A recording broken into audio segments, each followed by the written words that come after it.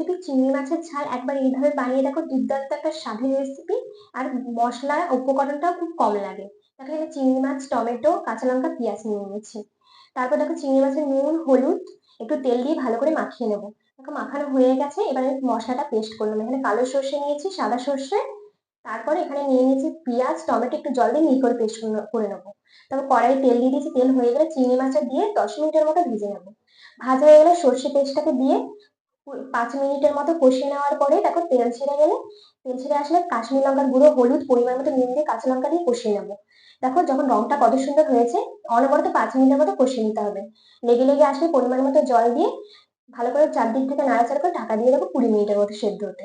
তারপর সেদ্ধটাও কত সুন্দর হয়েছে, এবার পরিবেশনের জন্য ধনেপাতা ছিটিয়ে নেবো। ব্যাস কমপ্লিট চিংড়ি মাছের ঝাল রেসিপি। তোমাদের যদি ভিডিওটা ভালো লাগে চ্যানেলটাকে লাইক, সাবস্ক্রাইব করতে আর শেয়ার করতে ভুলো না কিন্তু। Bye bye.